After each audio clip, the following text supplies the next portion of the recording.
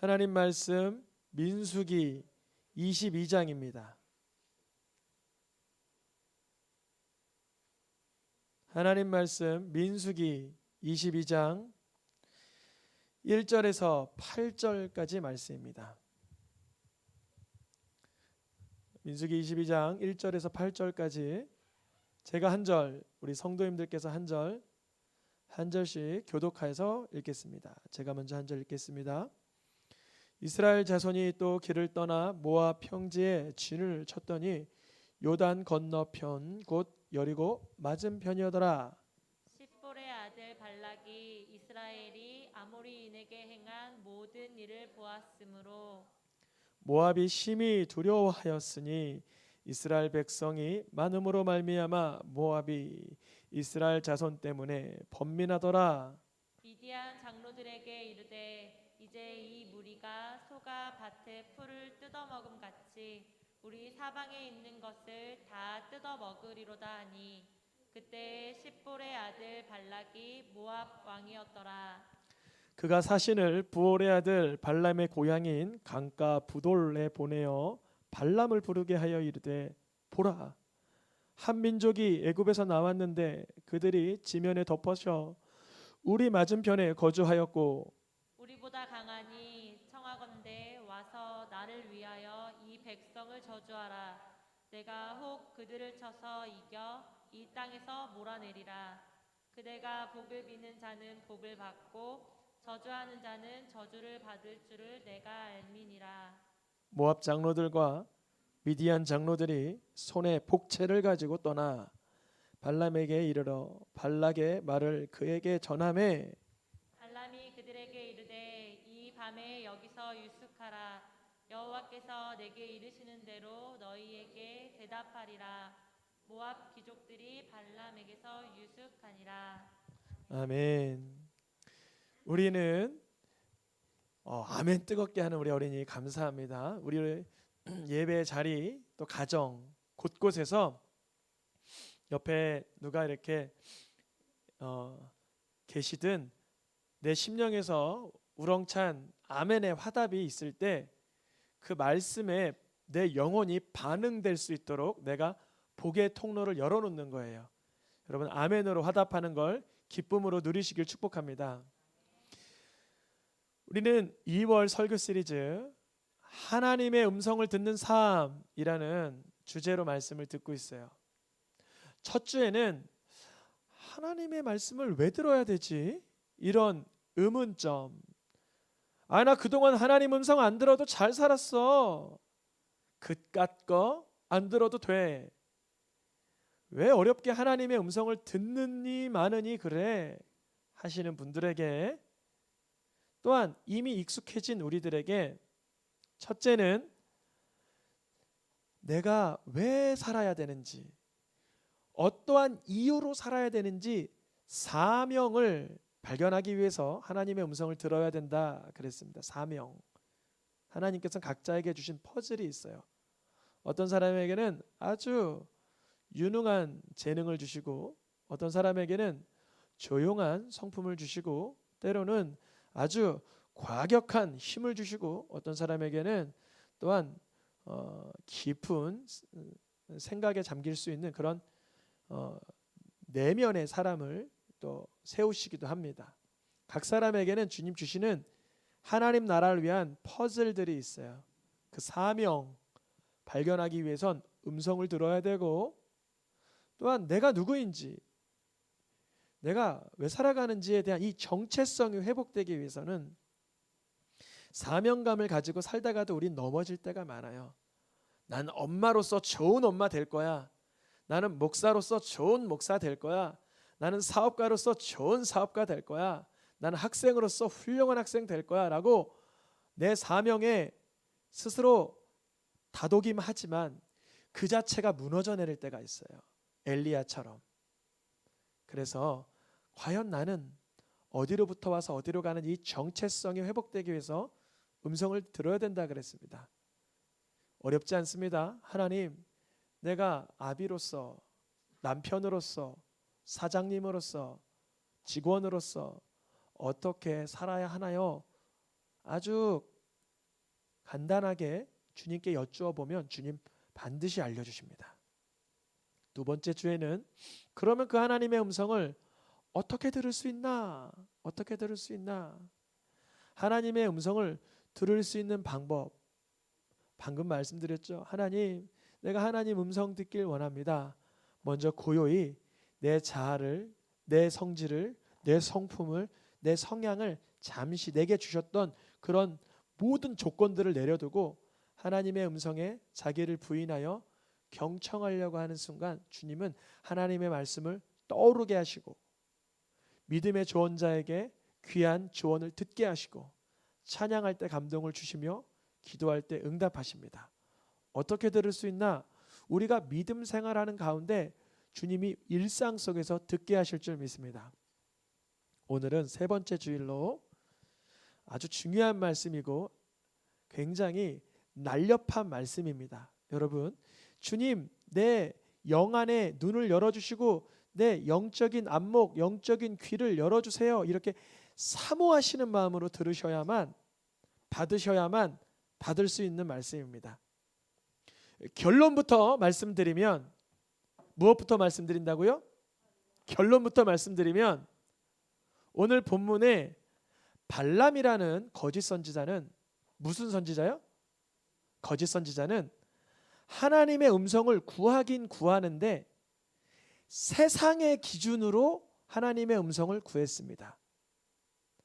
무슨 기준으로요? 세상의 기준으로 하나님의 음성을 구했어요. 그 결과 이스라엘 백성들은 연병으로 24,000명이 죽습니다. 그 결과 발람 거짓 선지자가 하나님 음성 세상 기준으로 구하다가 24,000명이 죽습니다. 그런데 결론부터 말씀드리면 예수님은 하나님 나라의 기준으로 하나님의 음성을 구하니 예수님의 삶으로 인하여 예수님의 사역으로 인하여 수백, 수천, 수억 명의 영혼이 구원을 받는 역사가 나타났습니다. 자세히요.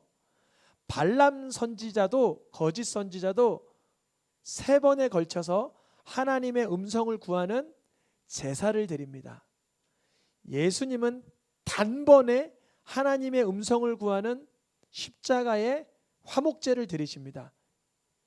여기서는 3번, 여기서는 1번, 여기서는 세상 기준으로, 여기서는 하나님의 기준으로, 하나님 나라의 기준으로 하나님의 음성을 구하니 수많은 영혼들이 구원받는 역사가 나타났습니다.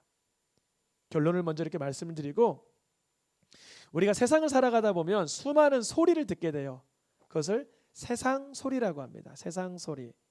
그 소리에는 우리 귀가 적극적으로 반응하여 이어폰을 꼽는 경우도 있지만 내가 의도하지 않지만 시장에서, 마켓에서, 길가에서, 거리에서 듣게 되는 소리들도 있어요. 그런데요, 그 세상 소리를 듣는 가운데서도 하나님의 마음을 깨닫는 사람이 있고, 반대로 하나님의 음성이 선포되는 예배당에서도 세상의 소리를 듣는 사람이 있어요. 어떤 분이 너무 예배를 잘 들으시는 거예요. 그래서 어떻게 이렇게 예배를 매주 잘 들으세요? 이렇게 물어보니까 놀라지 마세요. 제가 매주 일요일 오후에 주례를 서게 되는 일을 자주 맡는데 교회에 오면 주례에 써먹을 말들이 많아서 교회에 자주 옵니다. 이렇게 말씀하셨다 그러더라고요. 그러면 그 사람은 하나님의 음성을 어느 기준으로 듣고 있어요? 세상의 기준으로. 물론 그런 태도도 처음에는 미숙한 신자라면 그럴 수 있지만 죽을 때까지 하나님의 음성을 내 편에 이렇게 써먹으려고만 그렇게 받아들인다면 발람 선지자와 비슷하지 않나라는 생각을 해봅니다. 반대로 세상의 소리가 넘실대는 그 상황에 하나님 음성을 듣는 경우가 있으니 예수님께서 그러셨어요. 사람들이 예수님, 저 사람 저거 아픈 거는 누구의 죄 때문이에요? 아비의 죄예요? 어미의 죄예요? 자기의 죄예요? 그랬어요. 분명히 세상의 소리죠. 정죄의 소리죠. 예수님 뭐라 말씀하세요? 하나님의 일하시는 것을, 하나님의 영광을 드러내기 위하여 그런 것이다. 예수님은 하나님의 영광을 보셨어요. 하나님의 음성을 들으셨어요. 예수님, 현장에서 가늠한 여인이에요. 어떻게 하겠어요? 돌로 쳐 죽여야 되지 않겠어요? 세상의 소리, 죽임의 소리, 정죄의 소리, 판단의 소리. 예수님 뭐라 그러세요? 죄 없는 자가 먼저 쳐라. 다 떠나간 뒤에 여인아, 너를 정죄하던 자가 어디 있느냐? 아무도 없다 하시니 예수님, 나도 너를 정죄하지 않으니 다시는 이 죄를 범하지 않도록 하여라 하시면서 그 여인에게 죄로부터 노임을, 자유를 선포해 주십니다. 즉 하나님의 음성과 세상의 소리는 흑백 논리로 구분할 수 있는 것이 아니라 세상의 소리 가운데서도 하나님의 소리를 발굴해낼 수도 있고, 하나님의 말씀 가운데서도 세상의 소리로만 꽉 막힐 수도 있다는 것입니다. 잠언 7장과 요한일서 4장 말씀에 동일하게 사랑하자, 사랑함으로 희락하자, 사랑은 하나님께 속한 것이다, 이렇게 말하고 있어요. 그런데 둘 중에 하나는 세상 소리고 둘 중에 하나는 하나님의 음성입니다. 구별할 수 있겠어요? 잠언 7장에 나온 이 우리가 사랑함으로 희락하자, 앞층까지 흡족하게 사랑하자, 이 말은요 세상의 소리예요. 왜 그러냐면 남편이 지금 사업차 멀리 갔으니 남자여 내게로 오라, 내가 당신과 음행하리라, 그 고백 가운데 나타난 사랑이라는 단어예요. 세상에서도 사랑을 논하는 가요, 영화, 드라마, 문화가 있습니다. 그런데 그 속에 하나님 사랑 아닌 것들도 있어요. 사랑은 누구에게 속한 것이에요? 하나님께 속한 것입니다. 아가서와 요한일서에도 보면 사랑은 죽음같이 강하다. 여러분, 세상에서 사랑을 주제로 한 영어가 아니고서 어떻게 흥행할 수 있겠어요? 세상에서 사랑이 아닌 주제를 가지는 드라마가 어떻게 흥행할 수 있겠어요? 불가능해요. 그건 불가능한 얘기예요. 사람의 가장 내면의 것을 건드리는 건 사랑이기 때문에 죽음같이 강하다. 그런데요, 그 죽음같이 강한 사랑의 언어를 하나님은 독생자 예수 그리스도를 주시기까지 하시며 우리를 사랑한다고 고백하셨어요. 하나님의 음성. 우리는 세상의 수많은 소리 가운데서, 노이즈 가운데서, 그 수많은 그 정신없는 소리 가운데서 하나님 음성을 발견하시길 축복합니다. 마치 해변에 바닷가에 모래알이 쫙 반짝반짝반짝반짝 하면서 막 수많은 그 모래알 속에서 희미하고 세밀하고 깨알 같은 걸 찾아내야 하는 고충이 따를지라도 하나님의 그 희미한 음성이 들려지기를 축복합니다. 공사장의 시끄러운 소리 가운데서도 광고를 보니까 귀를 딱 막으니까 노이즈 캔슬링이 딱 되는 거예요. 무슨 말이냐면 소음이 막아지는 헤드폰 선전이었어요. 여러분, 세상에 수많은 그런 우리의 심령을 고독하게 하고 혼란스럽게 하는 소리 가운데서도 하나님의 음성이 들려지는 유리한 고지를 점령하셔야 돼요. 유리한 고지. 거기가 어딘가? 분명히 세상 소리가 맞나 하나님의 소리가 맞나 물어보신다면 당연히 통계적으로 세상 소리가 훨씬 많습니다. 훨씬 많아요. 우리가 하나님 말씀에 더 노출이 많이 되냐, 세상의 소리에 더 노출이 많이 되냐 물어보신다면 분명히 세상의 소리가 노출이 훨씬 많아요. 잡담, 소음 공해, 음악, 사람들의 어떤 그런 선동 소리 훨씬 많아요. 근데 말씀드렸던 것처럼 어디를 선점하라? 유리한 고지를 선점하라. 거기가 어디냐면요, 노출 횟수에서 밀릴지라도 노출 위치를 선점하는 거예요. 어디냐? 아침에 깨자마자 말씀으로 내 눈을 덮어버리는 거예요. 내 심령을 덮어버리는 거예요. 이거요 매우 능숙한 방법이에요. 또 하루에 해가 져서 잠들기 직전에 내 심령을 말씀 앞에 하나님의 음성에 노출시키는 거예요. 분명히 횟수에서는 밀리나 위치를 선점하는 거예요. 여러분 슈퍼볼 그 미국에서 럭비 미식축구 그 사람들이 동시간대 한 1억에서 2억 명 그렇게 보는 그 광고의 스팟 광고 한번 딱 10초 정도 5초 정도 나가는 게 수십억인데 사람이 거기다 투자한대. 왜냐하면 그 순간 그 위치 거기서 그것을 보여주면 그 사람이 그걸 산다는 거예요. 켄터키 프라이드 치킨을 보여주면 나오다가 치킨을 먹은데 거기다가 맥도날드를 간 거예요. 햄버거를 먹는다는. 그러니까 사람들이 그 순간 그 위치를 선점하고 싶은 거예요. 여러분 아침에 새벽에 눈 딱 떴는데 냉장고를 딱 열면 그 사람은 먹을 거에 선점당한 거예요. 근데 그 사람이 뉴스를 딱 보면서 세상 정치를 본다 그러면 세상 정치의 그 위치를 선점당한 거예요. 그 사람이 주무시기 전에 세상 잡지를 보는 게 아니라 하나님 말씀을, 여러분 잡지 보지 말라는 것도 아니고 뉴스 보지 말라는 것이 아니라 위치를 선점하라는 거예요. 유리한 고지를 획득하라는 것입니다. 분명히 횟수에서는 밀릴 수 있어요. 우리가 직장생활 하루 8시간, 10시간, 12시간 하시잖아요. 그러니까 그 시간만큼은 세상 소리를 듣게 되는 확률이 매우 높아요. 부정적인 말, 판단하는 말, 비관하는 말, 낙심하는 말들이 우리의 귓가를 막 소용돌이 칠 수 있다고요. 그런데 골든타임을 선정하는 거예요. 골든타임. 깨자마자, 식사 후, 식사 전, 잠들기 직전 하나님의 말씀을, 이것을 전문 용어로 뭐라 그러냐면 봉투 구조라 그래요. 무슨 구조요? 봉투 구조. 위에하고 아래하고를 딱딱 막아서 봉투 구조로 우리 인생을 하나님 음성 듣기 유리한 자리를 선점하는 거예요. 아멘입니까?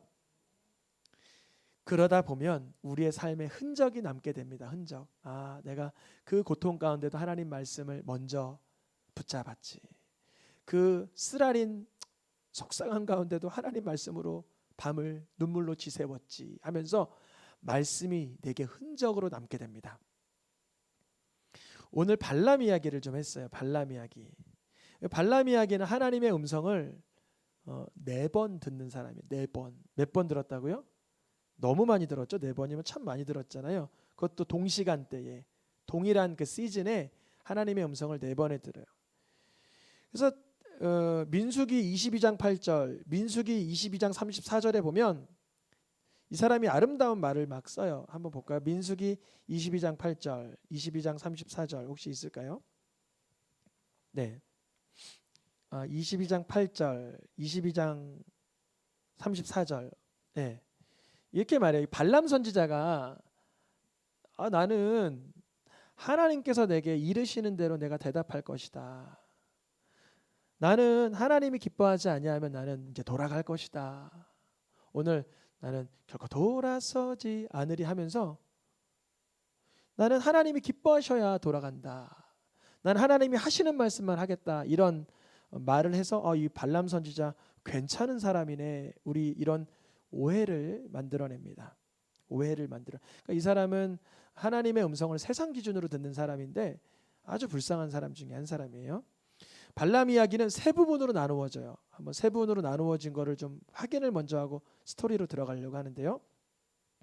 먼저 22장. 오늘 몇 장 읽었어요? 22장.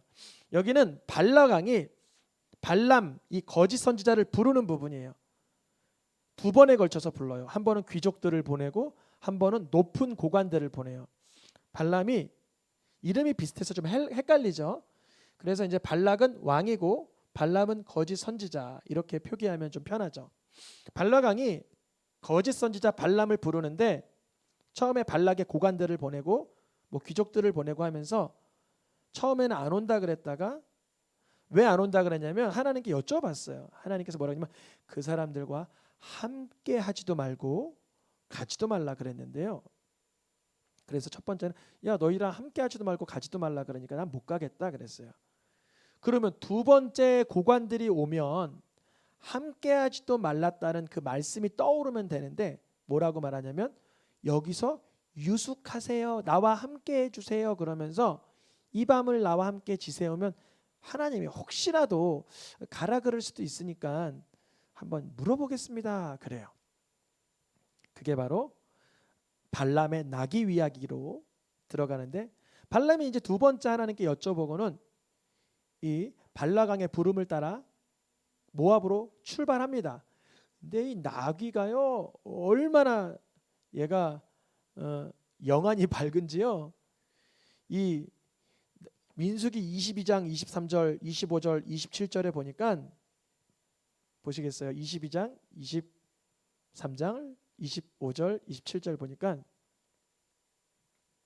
네.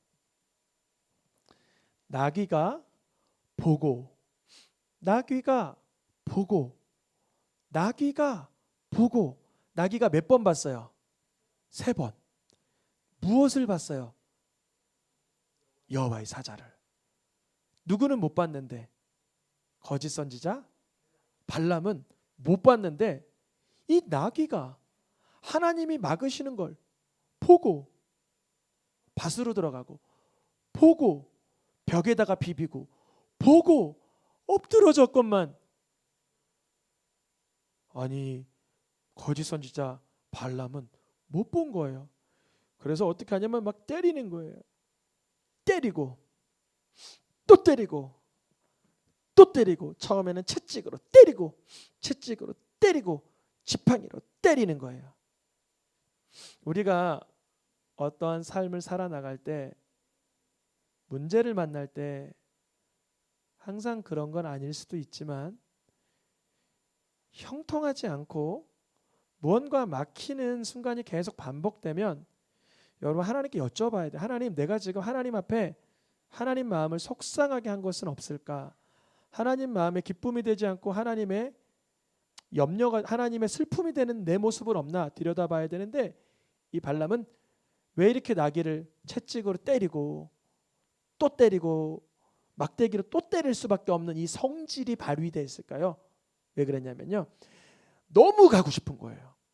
지금 발라강이 나를 높여주겠다고 부르는데, 내가 발라강이 나한테 은과금을 준다 그랬는데 내 지금 탐욕이 발동하고 있는데 너는 왜 내 갈 길을 막으냐?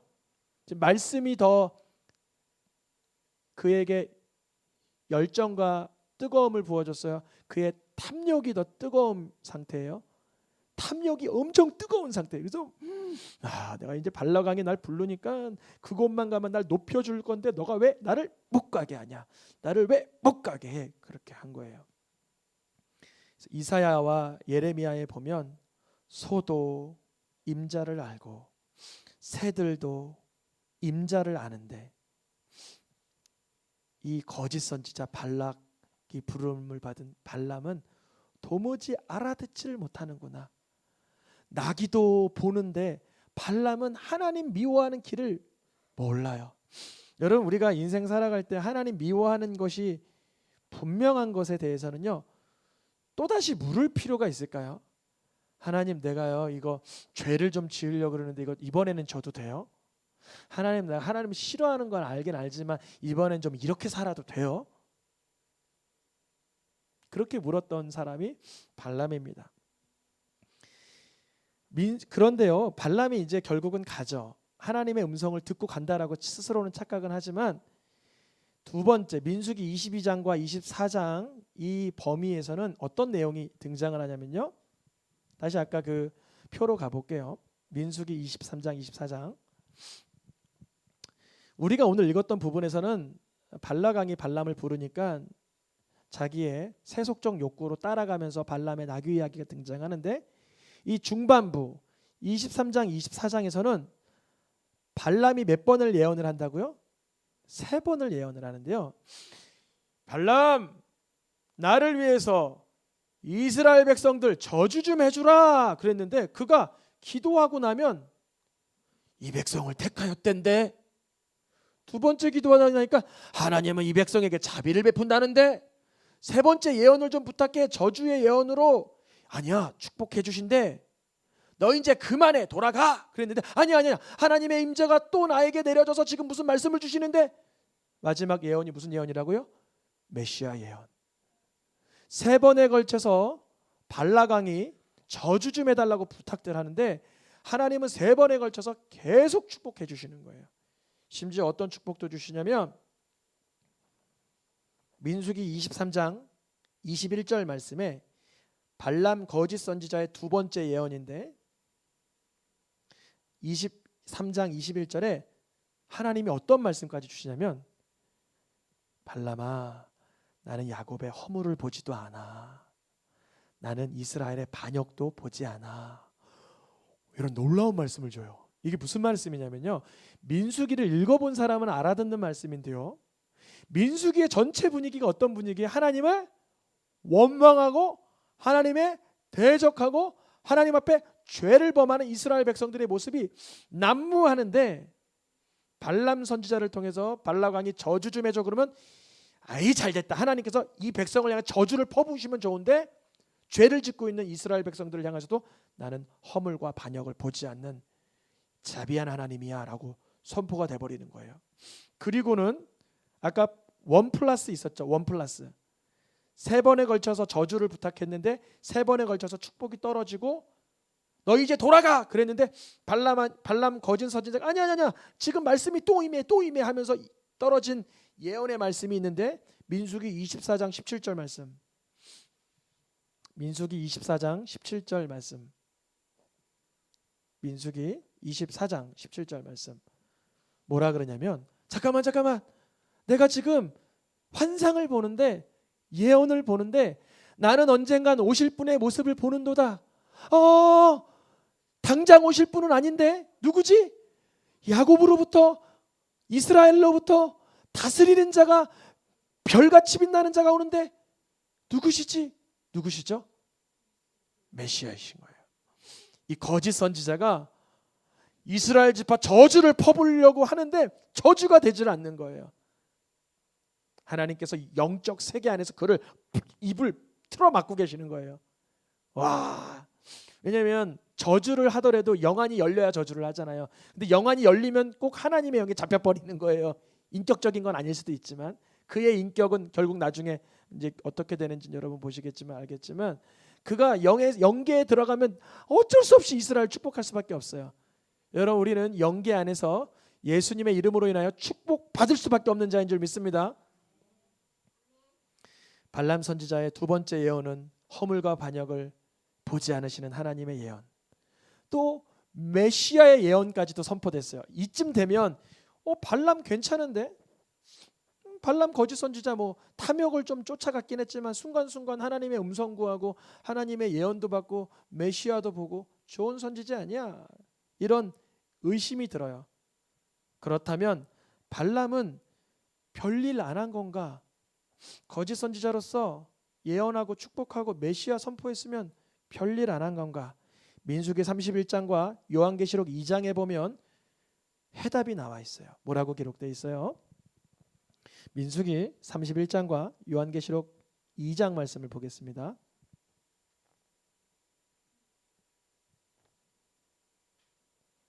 보면 그렇다면 발람은 별일 안 한 건가? 이스라엘 백성들을 향하여 별 나쁜 짓 안 한 건가? 그런데요. 민수기 31장에서 요한계시록에서 발람을 어떻게 해석을 하고 있는지 발람의 꾀를 따라 무엇이 일어나게 했다고요? 연병이 일어나게 했다. 또 발람이 발락 왕을 가르쳐줬다. 뭘 가르쳐줬어요? 우상 제물을 먹게 하고 행음하는 것을 가르쳐주었다. 이게 뭘까요? 여러분 이거 굉장히 무시무시한 음모가 여기 숨어 있는 거예요. 뭐냐면요.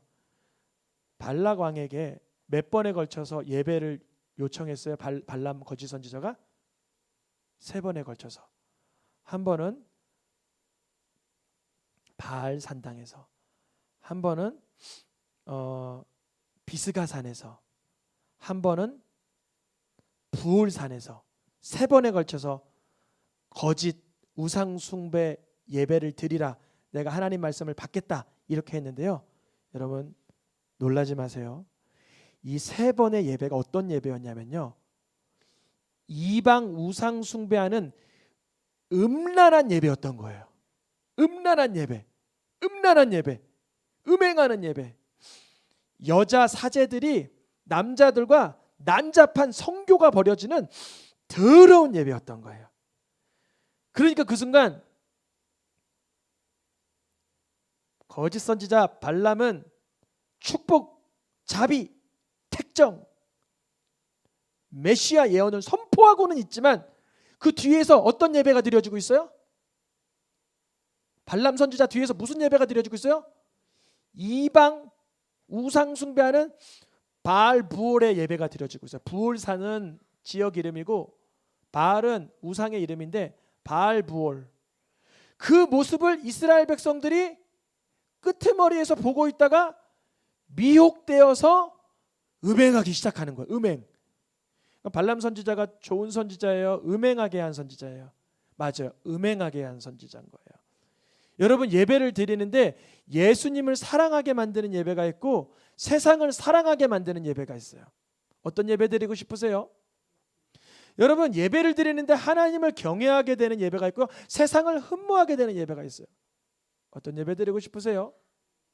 발람 거짓 선지자는요, 본인이 하나님의 음성을 듣는다는 착각 속에서 사람들을 이방 우상 섬기는 제사의 자리를 넌지시 보여주는 악행을 저질렀어요.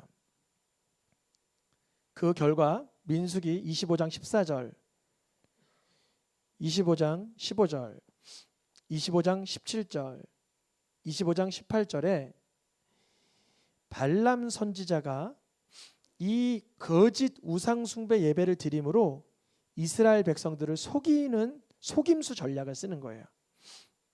발락 왕 무엇을 원했죠? 이스라엘 뭐 하기를? 저주하기를. 그러면 거짓 선지자 발람이 원했던 건 뭘까요? 원했던 건 뭘까요? 자기의 높아짐, 자신의 탐욕이 채워지기를 원했죠.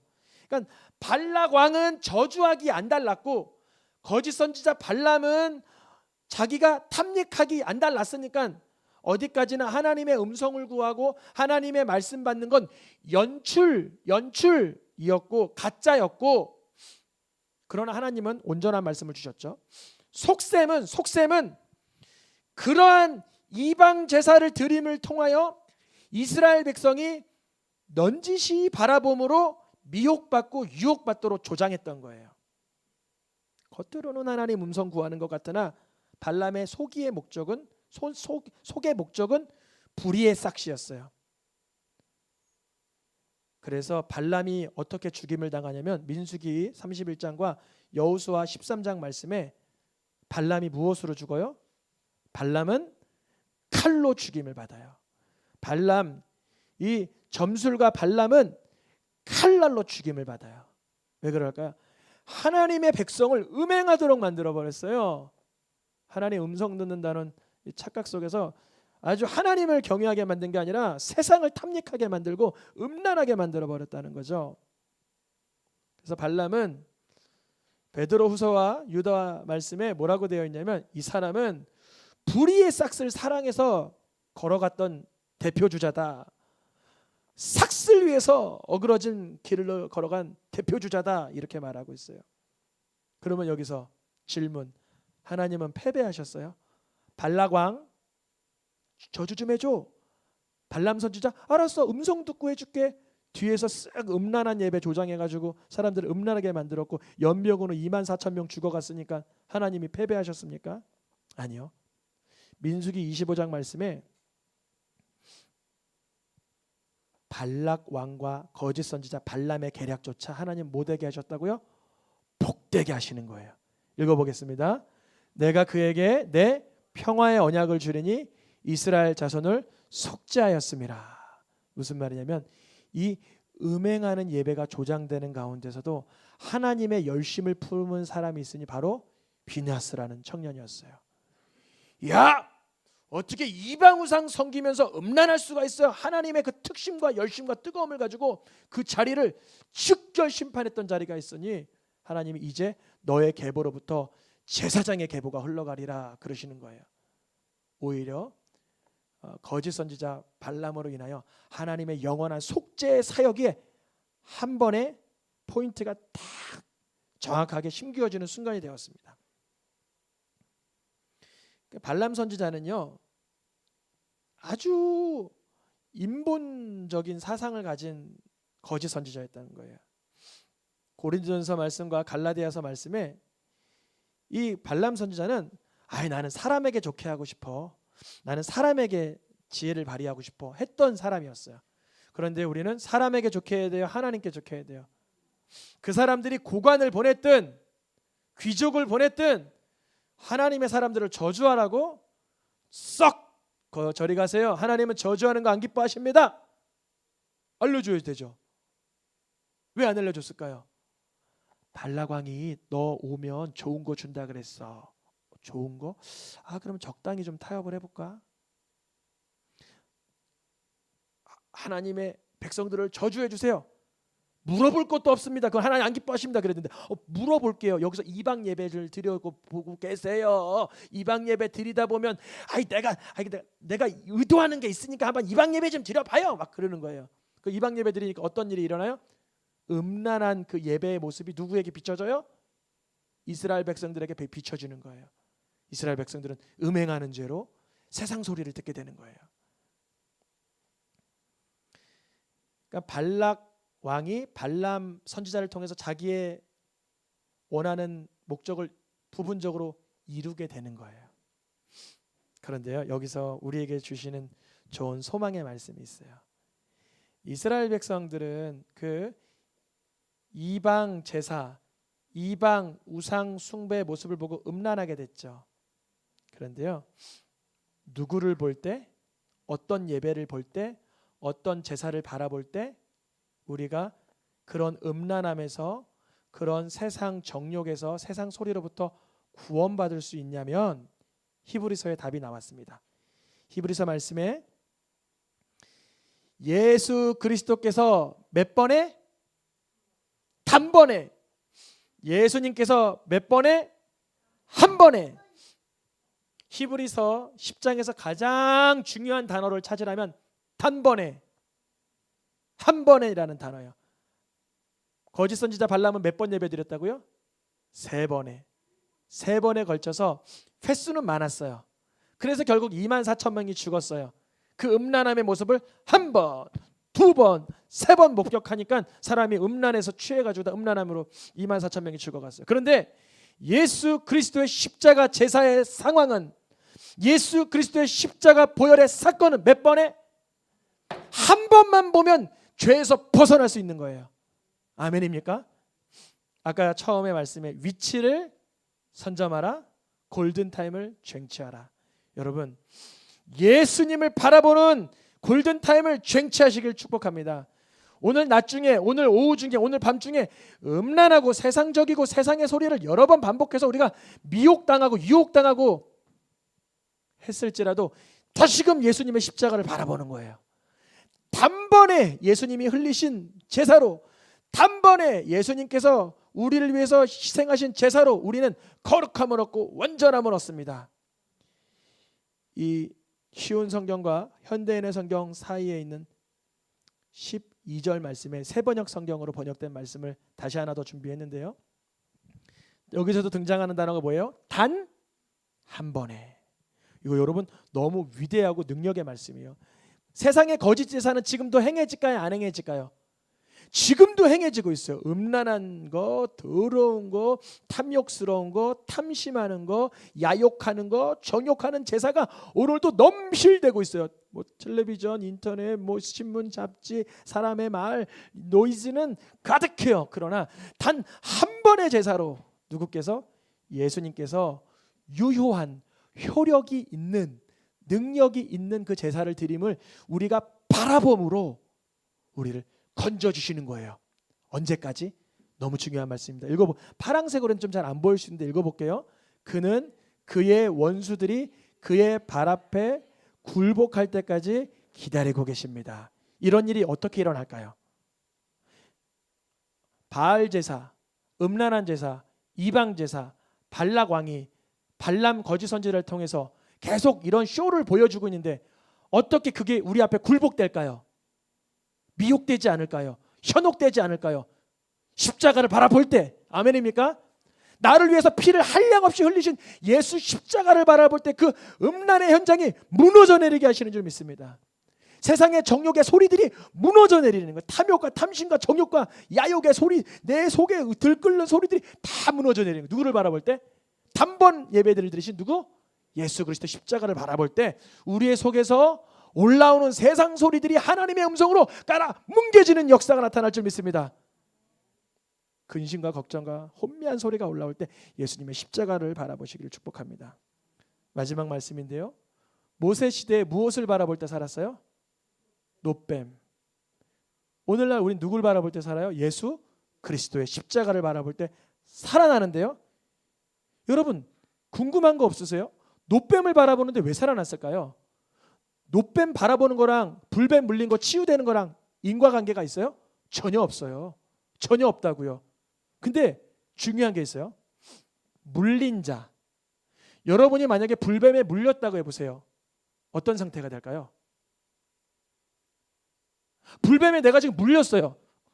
쳐다보는 게 인과적으로 맞나? 그게 그 인과관계가 원인과 결과가 그게 맞나? 해당 사항 이렇게 생각할까요? 아니면 이 물린 걸로 인해서 바라보라 낫는다 그러면 바라볼까요? 인과관계의 문제가 아니라 갈급함의 문제인 거예요. 갈급함의 문제. 그러니까 여기서는 물린 자가 아니라 뭐래? 믿는 자라 그러죠. 누가 믿을까? 예수님을 누가 믿을까요? 세상 이방 무상 제사에 흠뻑 당해본 사람, 세상 때문에 세상 소리 때문에 고통을 당해본 사람이 누구를 바라봐요? 예수님을 믿는 거예요. 갈급함으로. 그럼 그때 인과응보가 어떻게 되는 거야? 물어보기도 전에 하나님의 역사하심을 경험하게 될 줄 믿습니다. 오늘 말씀을 통해서 처음에 말씀드렸죠. 쉽다라고 할 수는 없지만 영적으로 얘기한 영안이 열리고 영적인 귀가 열려야만 들을 수 있고 깨달을 수 있다라고 그랬는데요. 세상에는 수많은 소리들이 있습니다. 그 소리 가운데 하나님의 음성을 분별해내고 또 하나님의 음성을 허투루 구하는 것이 아니라 정녕 하나님 기뻐하는데 예수님을 내 구주로 고백하는 대로 구하실 수 있기를 축복합니다. 찬양하며 기도하겠습니다.